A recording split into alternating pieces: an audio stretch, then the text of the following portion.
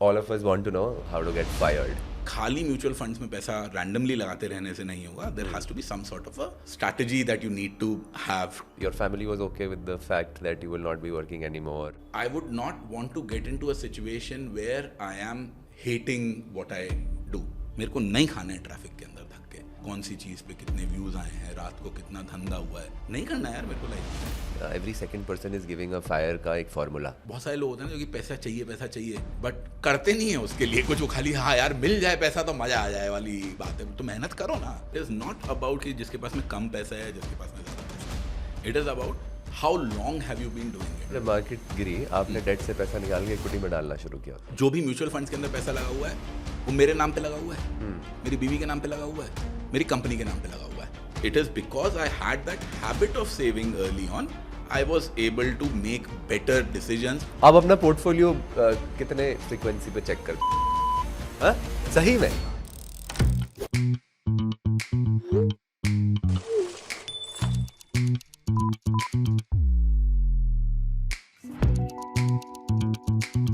Ravi Hana, welcome to Jar exchange. Thank you so much for your time. आप बैंगलोर आए.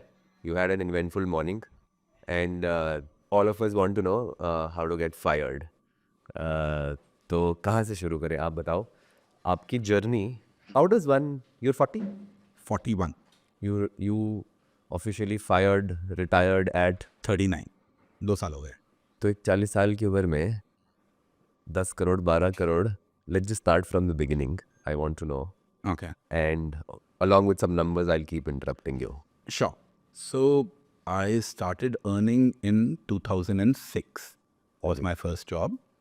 At that point of time, my salary was around 30,000 per month. तो 3.5 लाख के आसपास थी. और शुरुआत के 4-5 महीना तो मैंने थोड़ा सा पैसा बचाया क्योंकि मेरे को बाइक लेनी थी और फिर लैपटॉप लेना था.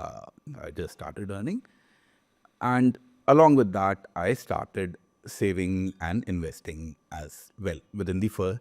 So I think 2007 में मैंने फिर इन्वेस्ट करना चालू कर दिया था. बट अकल नहीं थी.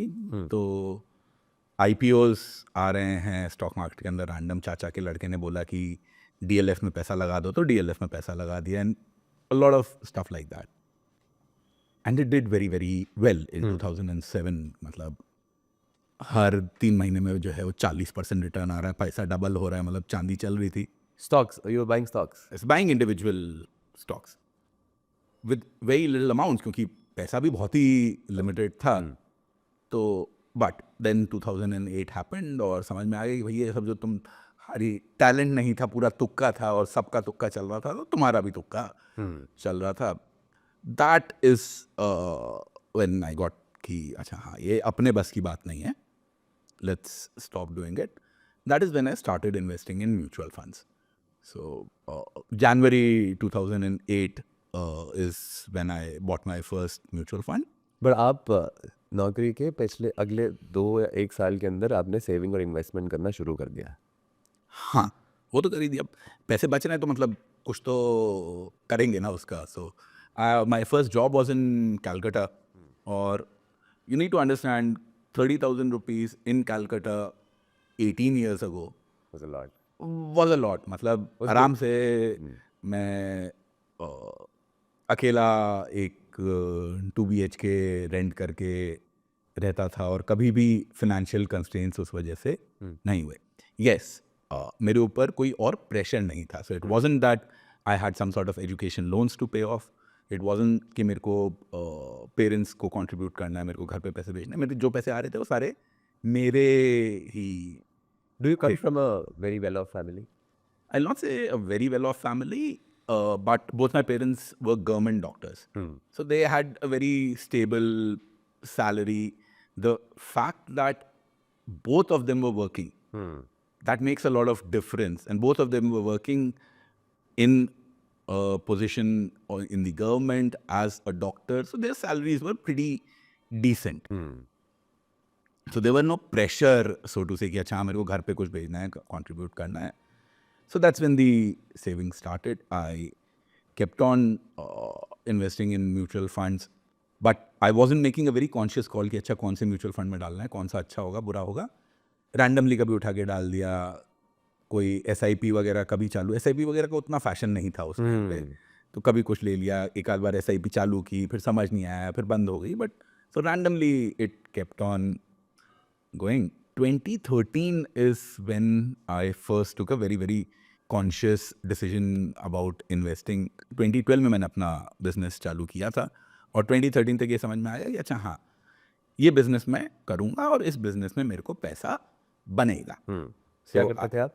मैं मैथ्स की ऑनलाइन कोचिंग करवाता था। हांडा का फंडा was the name of the company which I started in 2012। उसके थ्रू ये आ गया कि अच्छा हाँ, ये छोटा बिजनेस है, प्रॉफिटेबल है, there will be money. Yes, I will not be making as much as I was making in my salary at that point of time before starting the job, but I will be making money and I will be saving something. So 2013 के अंदर फिर मैंने किया अच्छा हाँ, थोड़ा सा conscious होके डायरेक्ट फंड्स गॉट लॉन्च्ड। उसके पहले आपको किसी डिस्ट्रीब्यूटर के थ्रू जाना पड़ता था, तो वो जान पहचान वाले एक अंकल थे, उनके बोले बोले जो है करते रहते थे। So once direct fund start तो ये हुआ कि यार ये काम तो अब आपको खुद करना होगा, तो आपको ये पढ़ना पड़ेगा और समझना पड़ेगा कि कौन से म्यूचुअल फंड के अंदर पैसा लगाना है। ऐसे नहीं लगा सकते कि अच्छा हाँ वो अंकल ने बोला उसमें लगा दो तो उसमें लगा दिए। इतना इन्फ्लुएंसर का तो ज़माना नहीं था ना तब, क्या था? नहीं था। तो मतलब जो लोग हैं आपको एडवाइस देने के लिए वो तो हमेशा थे। तो पापा हैं, पापा के दोस्त लोग हैं, कोई तुमसे 4 साल सीनियर आदमी है जो कि अपने करियर के अंदर अच्छा कर रहा है, वो कहाँ लगा रहा है। Now some of them were good, some of them were bad, but that's true today as well. Not everything you see on YouTube is going to be good and not everything is going to be bad. The idea is कि आपको खुद की learnings बनानी पड़ेंगी. So that's when I started digging a little bit deep कि अच्छा हाँ भैया म्यूचुअल फंड कौन से होते हैं। और तभी मैं कोई बहुत ज़्यादा हाथी घोड़ा वाला काम नहीं कर रहा था। तभी यही था कि अच्छा हाँ, HDFC का है, it covers a broad market, तो उसमें पैसा लगा दो। तब भी ये नहीं कि फार्मा सेक्टर में लगाना है या बैंकिंग सेक्टर में लगाना है, इतनी मुझ में अकल नहीं थी, इतनी तो मुझ में अब भी नहीं है। I still don't take calls like that. So 2013 is when that part started. 2016-17 तक आते आते business was doing well, I was making and saving a lot of money. मैं जयपुर भी शिफ्ट हो गया था, तो खर्चे भी बहुत कम हो गए थे। So at that point of time I started thinking very seriously about कि यार खाली म्यूचुअल फंड्स में पैसा रैंडमली लगाते रहने से नहीं होगा। There has to be some sort of a strategy that you need to have towards making money and saving money. So थोड़ा सा और बताओ, कितना आप धंधे में कितना या बिजनेस में कितना पैसा कमा रहे थे उस टाइम पे? आई थिंक 2016 में मैं 50 लाख के आसपास का प्रॉफिट निकाल ले रहा था आफ्टर टैक्स वगैरह, जो कि मैं इन्वेस्ट कर रहा था। That would have been around 50 lakhs, maybe 70 at that point of time. One more interesting thing is that हम मतलब डेटा सेज दैट इंडिया में 21 साल की उम्र में लोग नौकरी शुरू करते हैं और सीरियस सेविंग जो है वो 28 के आसपास आती है। So there is a good 7-8 year gap. वो तो हुआ ही ना यार। वो आपके साथ नहीं था, आपने शुरू में ही स्टार्ट कर दिया मतलब। नहीं तो मैं शुरू में मैंने सेविंग स्टार्ट करी, बट शुरू में मैं सेव कर रहा हूँ 5,000 रुपया, 10,000 रुपया। वो आदत बनना वो ज़रूरी है। But you know it is because I had that habit of saving early on, I was able to make better decisions when I जो 5,000 रुपये का डिसीजन भी मैं वही ले रहा हूँ ना कि भैया मेरे को जाके एक म्यूचुअल फंड में पैसा डालना है। 50 लाख का भी डिसीजन मैं वही ले रहा हूँ कि हाँ मेरे को भैया जाके एक म्यूचुअल फंड में पैसा डालना है। बट वो अगर मैंने 5,000 रुपये के लिए डिसीजन नहीं लिया होगा तो मैं सीधा 50 लाख रुपये के लिए वो डिसीजन नहीं ले पाऊंगा। So that helps. 2016 is when I started making these asset allocation based decisions which got refined over a period of time. और thankfully 2018-19 तक I think I was in a comfortable enough position कि अच्छा कैसे asset है, कितना मेरे को date में डालना है, कितना इक्विटी में डालना है, कौन से फंड्स के अंदर डालना है, रीजनेबल क्लैरिटी मेरे को आ गई थी, विच एक्चुअली हेल्प मी इन 2020। जब 2020 के अंदर मार्केट टूटा तो इवन फ्रेंड्स, तो मेरे जो दोस्त लोग हैं who come from very similar socio-economic background and very similar knowledge and people who even working in finance, बहुत कम लोगों को मैं ऐसे जानता हूँ जो उस टाइम पे पैसा या तो लोग निकाल रहे थे या कुछ नहीं कर रहे थे, या जिनकी SIPs चल रही थी वो SIPs चल रही थी। These were the broad things. पैसा डेट से निकाल के जो है डाल रहे हो, वो 2020 के अंदर बहुत सारे मेरी जान पहचान वाले ने मैंने नहीं किया, और मैंने भी किया for the very simple reason कि भैया मैं अपना पोर्टफोलियो को परसेंटेजेस के अंदर देखना मैंने तब तक चालू कर दिया था। ये नहीं कि मेरा 3 करोड़ रुपया स्टॉक मार्केट में लगा हुआ है, अच्छा हाँ मेरा 50% मार्केट में लगा हुआ है, मेरा 55% लगा हुआ है, अरे यार ये तो जो है मार्केट गिर गया तो 35% रह गया, तो इसको वापस आप 50% पे लेके जाओ। So that made a lot of difference in 2020। तो 2020 तक आपका पोर्टफोलियो कितना था? Should be around 5 odd crores के आसपास रहा होगा, may be a little bit more than that. तो आपने जब मार्केट गिरी आपने डेट से पैसा निकाल के इक्विटी में डालना शुरू किया उस तरह हाँ। से। So all of this portfolio, all of this money is basically your savings through your business and whatever you had accumulated in the last 10 years। Yeah. तब तक रिटायरमेंट का ख्याल नहीं आया था? नहीं आ गया था। आ गया था? हाँ। Okay. सो ये फायर एज अ टर्म वगैरह मुझे नहीं पता थी, but the idea I would say this, why did I get started into the debt thing etcetera, उसका फंडामेंटल यही था कि यार पैसा जो मेरा बन रहा है और मैं बचा रहा हूँ, अब I would not want to get into a situation where I am hating what I do. Were you? I was, that was the reason कि फिर मैंने 2020 तक मेरे को लगने लगा कि अच्छा हाँ यार अच्छा खासा पैसा अब हो गया है, अब धंधा मेरा चल रहा है, नौकरी धंधा, I was still running the business में मेरे को उतना मज़ा नहीं आ रहा, और 2020 तक आते आते कंपटीशन भी इतना ज़्यादा हो गया था। My business had you know the sort of profits that I was making earlier, I am no longer making those sort of profits. The everything, hiring became extremely difficult.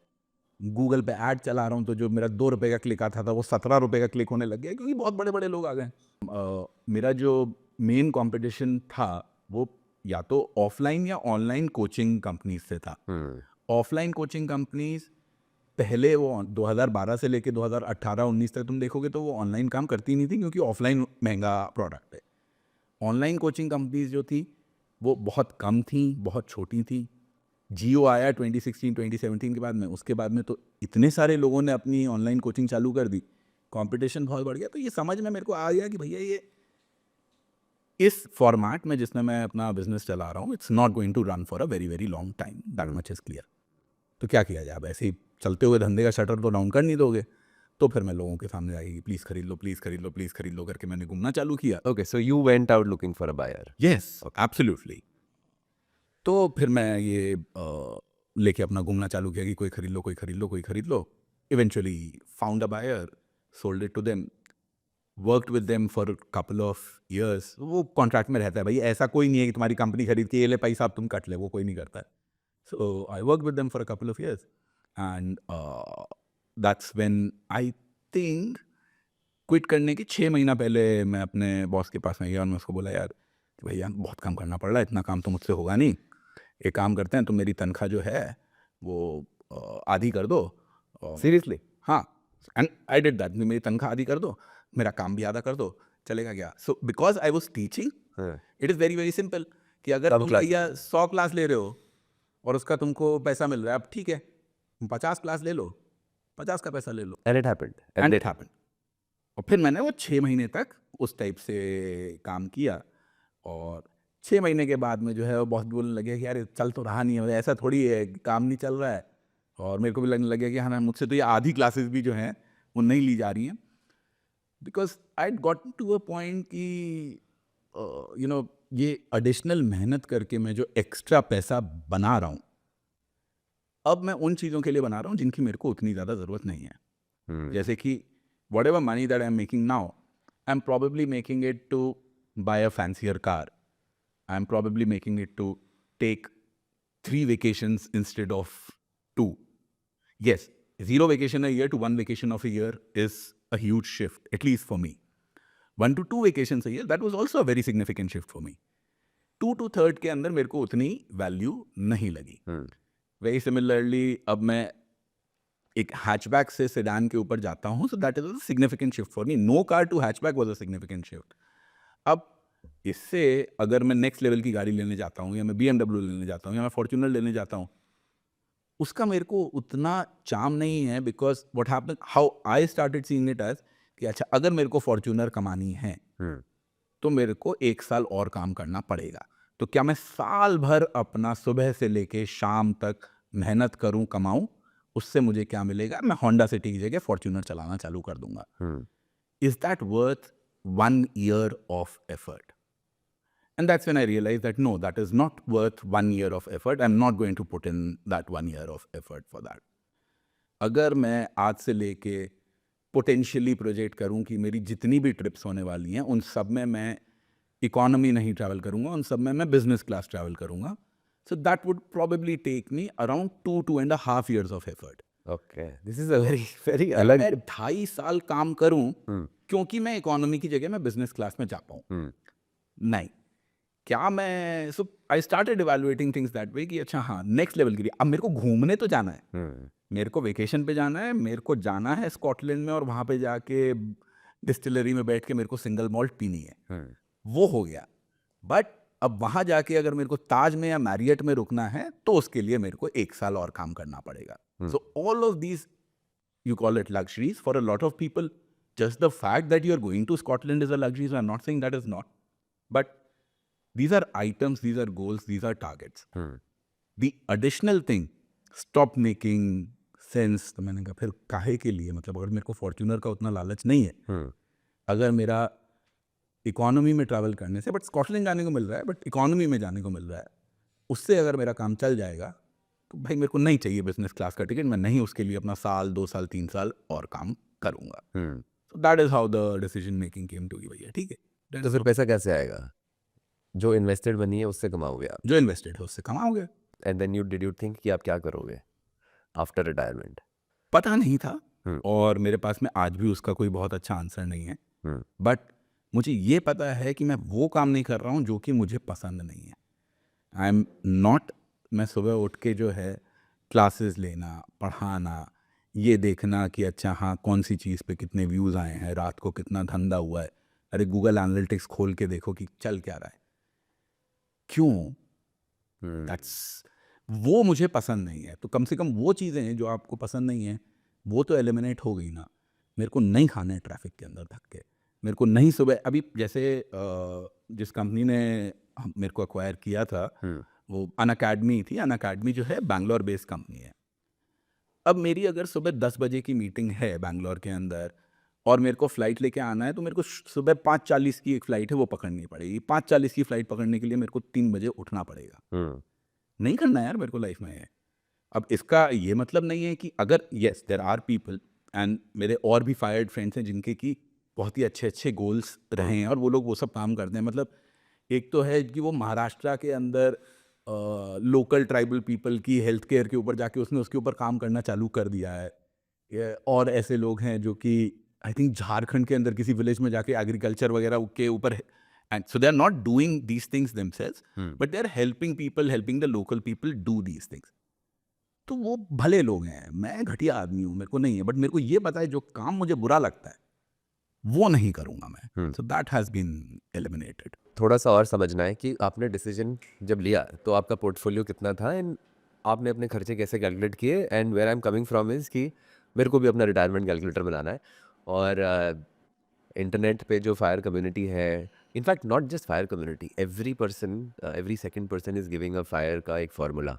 तो आपका समझाओ, फिर उसके बाद मैं चंडीगढ़ से हूँ, आप जयपुर से हो, थोड़ा देखते हैं। The first step has to be कि तुम्हारे खर्चे कितने हैं। You need to make an estimate of that. अब खर्चे अलग अलग फॉर्मेट्स के होते हैं। एक तो ये कि भैया तुम्हारा मंथली खर्चा कितना है। There will be expenses that you have on a monthly basis, there will be expenses that you will have on an annual basis कि भैया वेकेशन हो गया फॉर एग्जांपल, या कार इंश्योरेंस का प्रीमियम हो गया। There will be expenses which will happen let's say every 10 years और every 5 years। Let's say car का हो गया तो जो मंथ वाला है उसको 12 से मल्टीप्लाई करके एनुअल निकाल लो। जो एनुअल है वो तो है ही। कार है तुम हर 10 साल में चेंज करते हो तो उसको 10 से कार की कॉस्ट को डिवाइड कर लो। At the end of the day you need to come up with some sort of a number कि मेरा एनुअल एक्सपेंसेस मेरे ये हैं।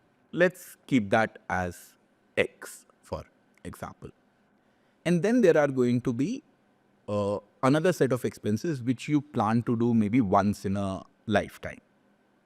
Could be buying a farmhouse, could be buying a plane, could be you know से for me it was कि भैया मेरे को अपने बच्चे को जो है वो इंडिया के बाहर निकालना होगा। उसका सबसे आसान तरीका है कि वो पढ़ाई के लिए बाहर चला जाए। पढ़ाई के लिए बाहर जाएगा तो उसका खर्चा होगा।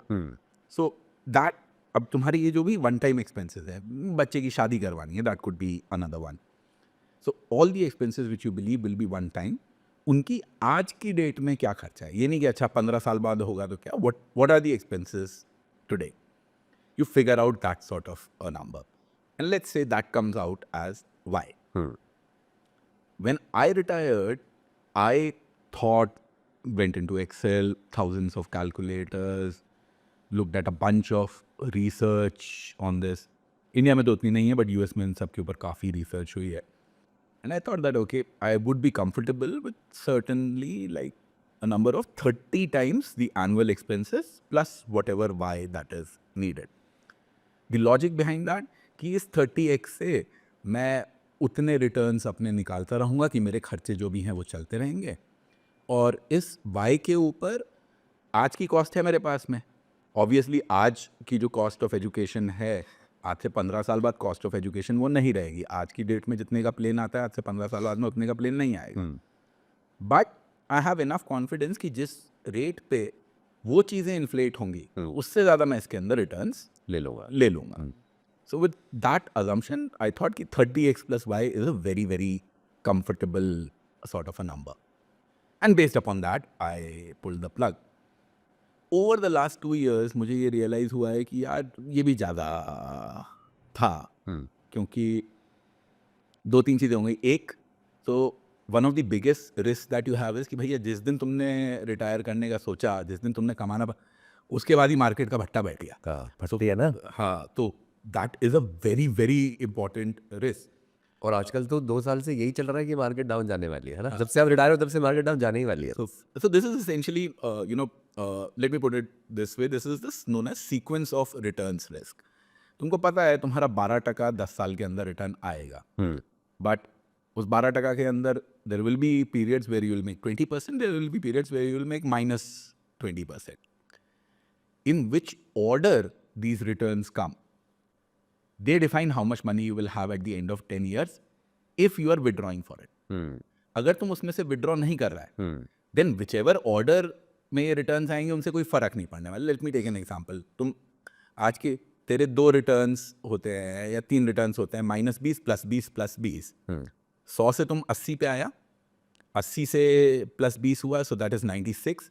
96 पे अनदर तुमने 20% किया, so that would come out to be maybe around 114 के आसपास कुछ आएगा। बट जब ये तुम्हारा 80 था, उस वक्त अगर तुमने 10 रुपया निकाल लिया और वो 70 रह गया, then you are not going to get this growth back. On the other hand, अगर ये +20 तुम्हारे पहले आ गए होते और तब तुमने 10-10 रुपया निकाला होता, the impact would not have been so much. So because in your retirement period you will be withdrawing money from it, it is very very important to be aware कि भैया जब तुम पैसा निकाल रहे हो तब क्या। मैं वही पूछ रहा था, विड्रॉ तो करना ही पड़ेगा ना। हाँ, विड्रॉ तो करना ही पड़ेगा, अगर फायर में है तो करना ही पड़ेगा। So that became very very important. But what I realised was कि ये जो मैं 30x plus y लेके चल रहा था, कि मेरा काम 30x या मेरा शायद जो है ना 20x में भी काम चल जाता, क्योंकि मैंने जो अपना x सोच के रखा था कि अच्छा हाँ इतने खर्चे होंगे, ये होता है वो होता है, खर्चे भी मेरे थोड़े से कम हो गए। और जो मैंने हर खर्चे के लिए जो है नहीं यार सेफ्टी बफर बना लेता हूँ, अच्छी बात है, उस सब के अंदर मैंने सेफ्टी बफर बना लिया।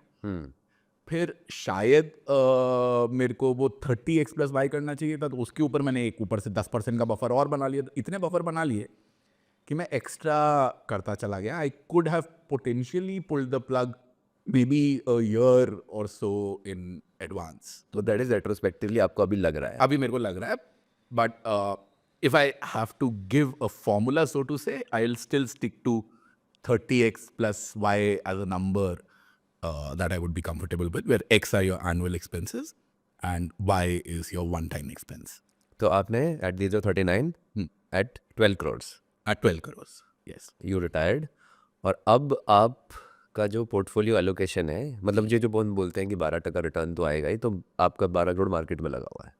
नहीं पूरा थोड़ी लगा हुआ है भाई, हाँ। पूरा अगर मार्केट में लगेगा तो मतलब नींद नहीं आएगी मेरे को। हाँ, तो बताइए। So what I have done is, I've come up with a sort of investment policy कि अच्छा हाँ, इन सब चीज़ों का मैं ध्यान रखूंगा। इक्विटी के अंदर कभी भी मेरा 60 से लेके 70% के बीच में रहेगा। मार्केट अगर मेरे को लग रहा है कि बहुत बढ़ने वाला है तो मैं उसको 70 कर दूंगा, मार्केट मेरे को लगेगा कि भैया बहुत गिरने वाला है तो मैं 60 कर दूंगा।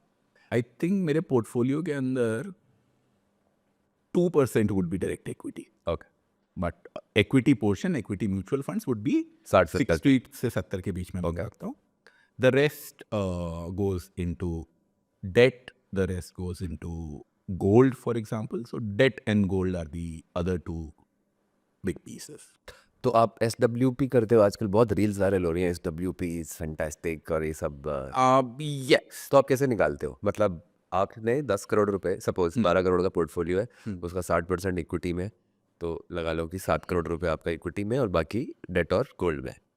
अब आप how do you withdraw money in the sense आप okay, so what I have done is, it's not a very efficient strategy. First of all, what I'm suggesting, it's a very subpar strategy, but it works for you? मेहनत कम है। सो मतलब आप बहुत clear हो काफी। Work avoidance जो है ना, as the north star for me कि भैया हमको काम नहीं करना है। है। तो this is, and it is not as bad as well कि ऑप्टिमाइज जो एक बार तुम कर लो फिर तुम्हारा मोटा मोटी काम चल जाए। This is the essentially the bucket strategy is something that I've implemented, which is कि 2 से लेके 4 साल में मेरे को जो दिख रहा है आने वाले 2 साल में 4 साल में मेरा खर्चा होने वाला है। जैसे कि मेरे को पता है रफली अगले 4 साल के अंदर मैं अपनी गाड़ी चेंज करने वाला हूँ। आई एम मोर और लेस श्योर अबाउट दैट। तो उसके लिए जो पैसा चाहिए, या all the vacations that I am planning to take, और जो रोज़मर्रा के खर्चे हैं, बच्चे की स्कूल फीस है। So I make an estimate of कि अगले 4 साल में मेरा जो भी खर्चा होने वाला है वो सारा का सारा उठा के मैं डेट के अंदर डाल के रख देता हूँ। वो डेट के अंदर पड़ा है, उसी में से मैं पैसा निकालता रहूँगा। Let's say another period of 6 years or so is the middle term, mid term bucket. Now that is the money that is going into gold, for example. That is the money that is going into hybrid funds, जैसे ICICI का एक balance advantage fund है, where yes, there is a certain amount of risk that exists, but it will essentially beat inflation or just match inflation sort of returns. That's what my goal with this 6 year sort of a bucket is. And then anything above 10 years, तो मेरे 4 साल का ये short term हो गया, 6 साल का mid term हो गया, उसके ऊपर वाला जो पैसा है वो उठा के इक्विटी के अंदर डाल के छोड़ दो। तो अब मेरे को जब भी पैसा निकालना होता है तो मैं अपनी ये शॉर्ट टर्म वाली बकेट में से, इसमें जो मेरे डेट फंड्स वगैरह हैं उनसे मैं निकालता रहता हूँ। आप अपना पोर्टफोलियो कितने फ्रीक्वेंसी पे चेक करते हो? आप रोज देखते हो? होली दिवाली। हाँ? होली सही में? हाँ, मतलब देख लेता हूँ कभी कभार कि क्या चल मेरे रहा है। दोस्त है जिनमें 2 लाख रुपए का पोर्टफोलियो म्यूचुअल फंड में, रोज सुबह उठ के देखते हैं कि आज कितना ऊपर नीचे हो गया। ये पहले था, मतलब so I used to have that tendency, but I believe पिछले 5-6 साल से तो मैं अवॉइड ही करता हूँ you regular. Seriously don't check your portfolio I- regularly? कैसे करूँगा यार, आसान थोड़ी है भाई। अभी सबसे बड़ी बात टाइम है आपके पास? है, टाइम तो है ना आपके पास? नहीं बट भाई तुम बात सुन, म्यूचुअल फंड्स के अंदर पैसा लगा हुआ है, गोल्ड के लिए मैंने SGB ले रखे हैं, ओके। ठीक है।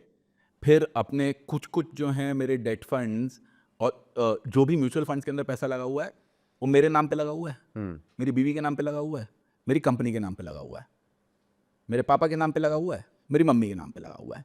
5 पैन हैं, 5 पैन के हर एक के अंदर HDFC के भी म्यूचुअल फंड है, ICICI के भी हैं। सबके जाके OTP ले लेके चेक करते रहना, ये सब करते रहना, इतना ज़्यादा ये मतलब एक्सरसाइज है कि उसको मैं बहुत एफिशिएंटली नहीं कर सकता हूँ। What I broadly do is, yes, Google sheet एक बना रखी है, उसमें मोटा मोटी ये ट्रैक हो जाता है, और उसके अंदर भी जो है मैं वैल्यू से ज़्यादा पाई चार्ट के ऊपर की इक्विटी के अंदर कितना चल रहा है, डेट के अंदर, I look at those percentages and I consciously avoid looking at the portfolio more than twice a year. हाँ, अब ये मतलब नहीं है कि मैं जब होली पे देख रहा हूँ तब मैं एक बार देख रहा हूँ। जब मैं होली के आसपास देख रहा हूँ, जब मैं दिवाली के आसपास देख रहा हूँ, तब मैं 10-12 दिन उसको आराम से देता हूँ। वो 10-12 दिन तो मतलब मैं दिन में 10 बार खोल खोल के उसको देख रहा हूँ, because I have to take a decision कि क्या मेरे को इक्विटी से बेच के अपनी वो जो शॉर्ट टर्म वाली बकेट है उसमें पैसा डालना है या नहीं डालना है. I need to make that decision. अगर डालना है तो मेरे को कौन से फंड्स को बेचना है.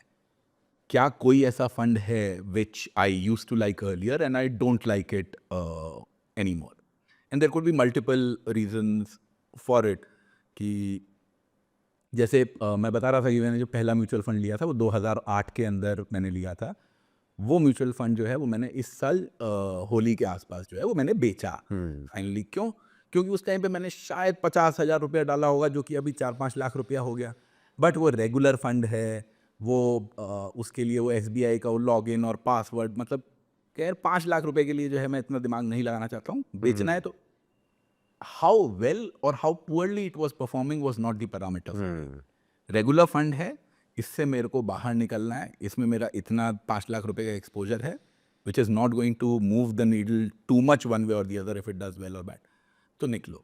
वही मैं बोल रहा हूँ, आपका फंडे बहुत क्लियर है इस मामले में. आपकी स्ट्रैटेजी को ऐसे what do you call your strategy, lazy investor strategy, कि आपको you are so clear about कि ज़्यादा भसड़ नहीं चाहिए यार इसके अंदर. यार because I am okay with less returns. तुम ये भी तो सोचना कि by doing all of this I don't even know how much returns I have made, but I am 100% sure there is stuff that I know that I can do. मेरे को पता है कि 1% एक्स्ट्रा तो मैं मेहनत करके ला सकता हूँ. हाँ, 6% एक्स्ट्रा मैं नहीं ला पाऊंगा, but there is a 1% alpha और maybe a 2% alpha that I can generate by doing XYZ stuff.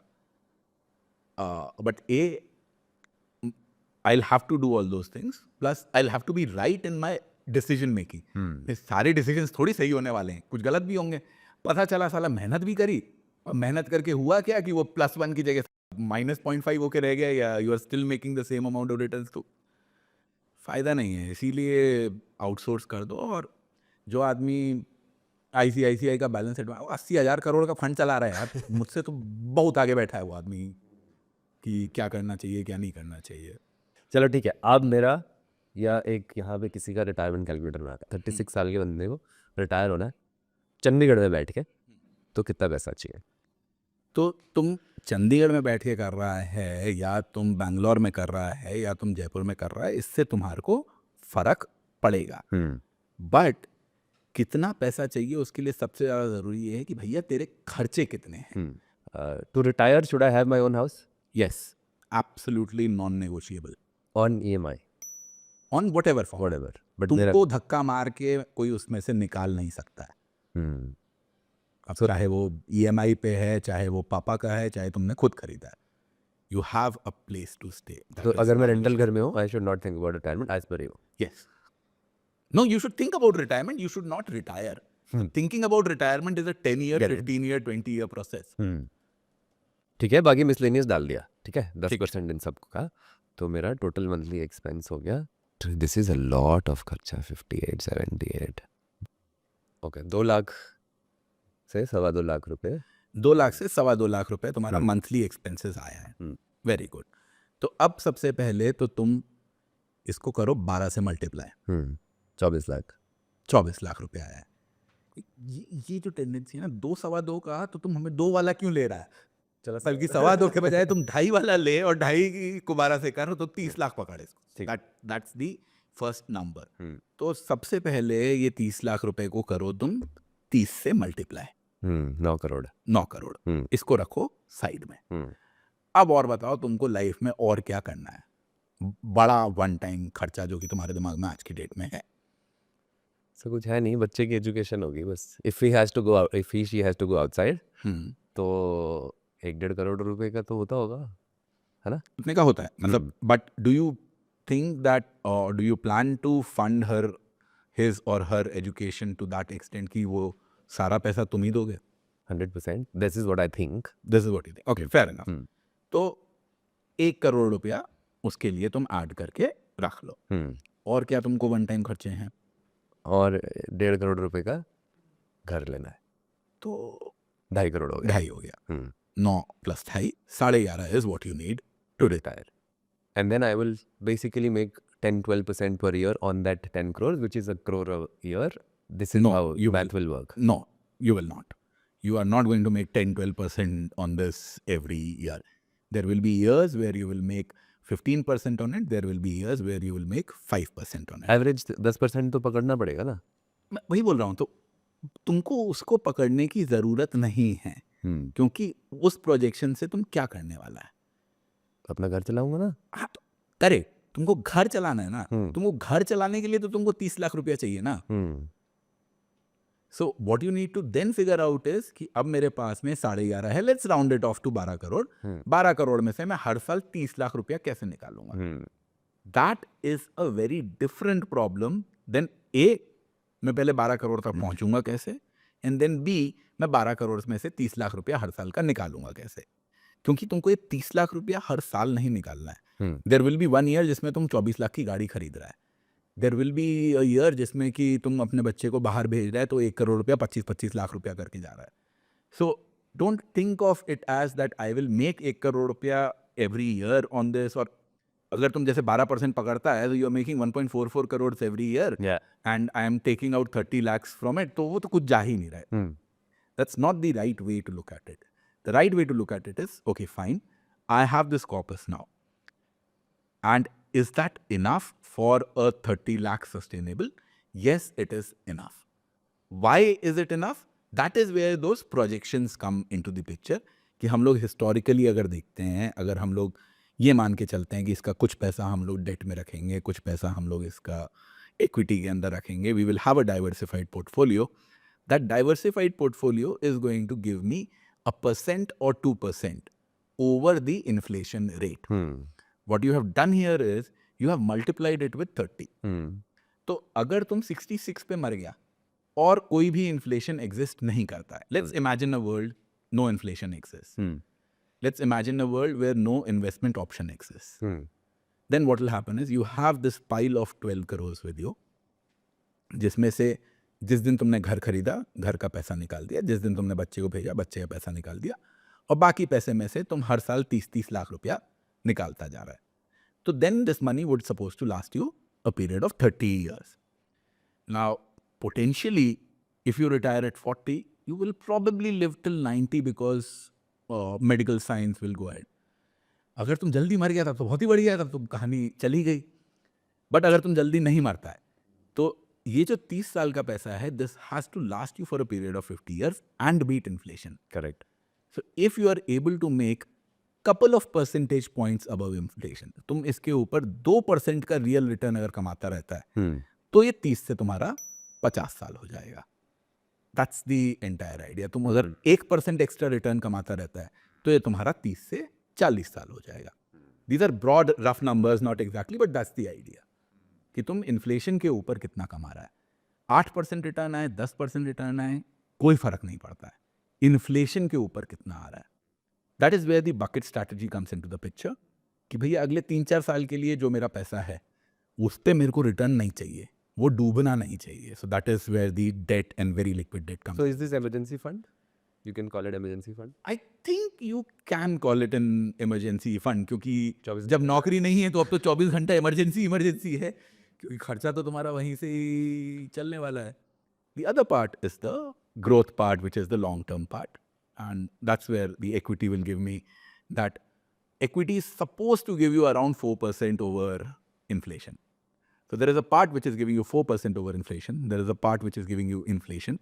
And there is a part which is giving you, let's say, 3%, 4% less than inflation. Well, it's a nice way of looking at it. मैं तो ये सोचा कि हाँ ठीक है 10% अगर मैं हर साल कमाता हूँ, because this is what I keep watching in lot of videos, कि 10% तो आ ही जाएगा और उसमें से वो बिल्कुल 10 करोड़ का 1 करोड़ बनेगा. 1 करोड़ में से मेरा खर्चा 30 लाख है, 70 लाख मैं री इन्वेस्ट करता रहूँगा. It's pretty simple. ऐसे inflation needs to come into the picture. That is a problem. B, thinking like that is you're assuming a very constant, steady, linear rate of returns. So inflation वो theoretically मैंने बोला निकाल दो, but life से तुम निकाल तो नहीं सकता है ना. Tell me life after retirement कैसे चल रही है? What has changed? बोरिंग है, that is, there is absolutely no doubt about it. But there are things that I am able to do which I was not able to do earlier. कि अच्छा हाँ, सुबह उठ के घंटा भर लगा के भाई साहब नाश्ता बनाएंगे। नाश्ता बनाते बनाते जो है मैं वो यूट्यूब के ऊपर क्या, मैं तो वो नेटफ्लिक्स का एपिसोड चला के जो है वो बन रहा है और वो अंडा बना रहा हूँ, वो तवे पे से ही मैं अंडा उठा के खा रहा हूँ और फिर मैं so breakfast takes around an hour, so that is nice. दिन में मेरे को 2 बार नहाने को मिल जाता है, जो कि शायद मैं पहले नहीं कर पाता था, कि हम सुबह भी नहाता हूँ शाम को भी नहाता हूँ। मॉर्निंग वॉक वगैरह में करने को मिल जाता है। अब टैलेंटेड, मोटिवेटेड, हार्ड वर्क लोग तो यार नौकरी के साथ साथ जो है मैराथन भी दौड़ते हैं, मतलब तो होते हैं लोग। मेरे बस की बात नहीं है। मैं ये सब अब कर पा रहा हूँ क्योंकि मेरे पास में टाइम, बच्चे को स्कूल छोड़ के आना है, बच्चे को स्कूल से लेके आना है, all of these things I am able to do, so that frees up a lot of So you have more time. I have more time, man. Now more time has its own set of issues, because once you have more time you start questioning what is the purpose of life, why are you here? मैं वहीं आ रहा था। अभी पैसा तो is not the number one thing on your hand. You have more time. So what's the motivation? There is none. तो ये sustainable है क्या? Is it better than the other options? So that's what I'm saying. कि ये जो there's this brilliant author called Albert Camus. So he gave this idea. Do you know about the myth of Sisyphus? So Sisyphus एक Greek mythology के अंदर character था, जिससे कि Greek gods ने गुस्सा होके उसको एक बहुत बड़ा सा बोल्डर दे दिया, ये पहाड़ के ऊपर चढ़ाओ, और वो धक्का मारता है, वो ऊपर जाता है, और जैसे ही वो ऊपर जाता है वैसे ही वो पत्थर जो है वो दूसरे साइड में नीचे आ जाता है, फिर वो दूसरे साइड में जाता है, फिर वो पत्थर के ऊपर जाता है। तो उसका इटर्निटी का पनिशमेंट यही है कि तुम इस पत्थर को ही ऊपर लेते जाओ और नीचे लेते जाओ। That is what I believe a lot of people working are, कि at the end of the day कर क्या रहे हो? पैसे के लिए कर रहे हो ना, पैसा क्यों चाहिए? Because you have certain aspirations, certain goals, etc. Now, once you fulfill them or once you scale them down, then what becomes the purpose of life? Tell me. There isn't one.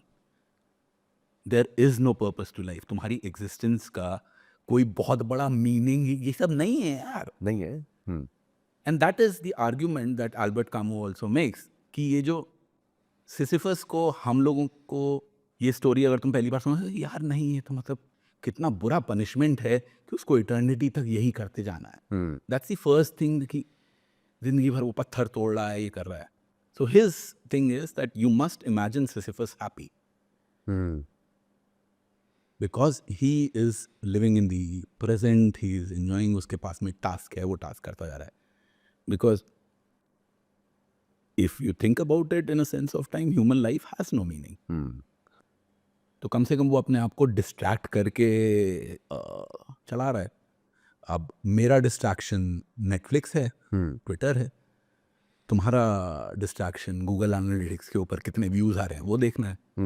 तो we are all Sisyphus in our lives. इतना distraction है, फिर भी views नहीं आ रहे ज़्यादा।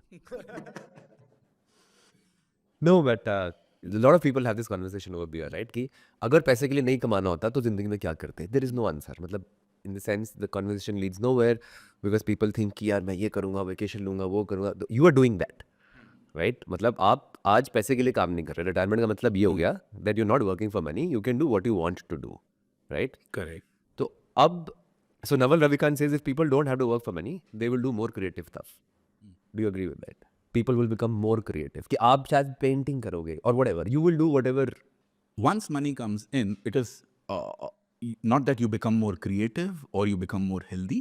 You become better at, or rather you do more. I'm not saying you become better at it, but you do more of what you were doing earlier.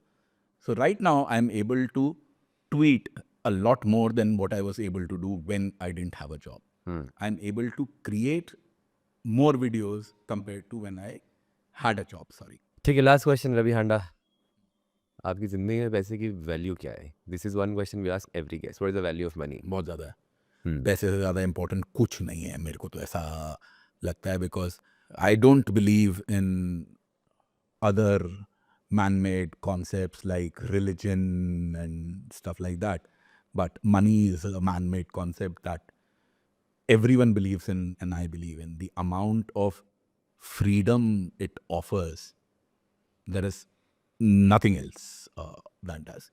I would, yes, there is, I also value health very much, but वो लड़ाई में हार चुका हूँ. तो मैं have accepted defeat कि भाई हेल्थ में तो मेरा भट्टा बैठ चुका है. तो I can do much about it, but थोड़ा थोड़ा जितना धक्का मार मार के I can extend it a little, but yeah, it has immense amount of value. Thank you so much for your time. And I basically disagree that why you're saying कि मैं हार मान चुका हूँ हेल्थ में. I don't know what is going on, but I think नहीं, we can मैं just हार इसलिए मान चुका हूँ यार, मतलब कोशिश तो मैं करता रहता हूँ, but I have my money life, I believe, fairly sorted. मेरे को उसके लिए चिंता नहीं होती है. मेरे को हेल्थ के लिए बहुत चिंता होती है, बट वही है ना, बहुत सारे लोग होते हैं ना जो कि पैसा चाहिए, बट करते नहीं है उसके लिए कुछ. वो खाली हाँ यार मिल जाए पैसा तो मज़ा आ जाए वाली बात है. तो मेहनत करो ना, बट नहीं करते हैं. तो वही हेल्थ के लिए भी मेरे को चिंता बहुत होती रहती है, बट मैं कुछ उसको एक्शन में कन्वर्ट नहीं कर पाता हूँ. So that's a problem that exist today. May be things change. And I wish things change. Thank you so much for your Thank- time. It was thank you lovely for talking to you. Thank you. Ravi Handa, welcome to Basic Fire Podcast.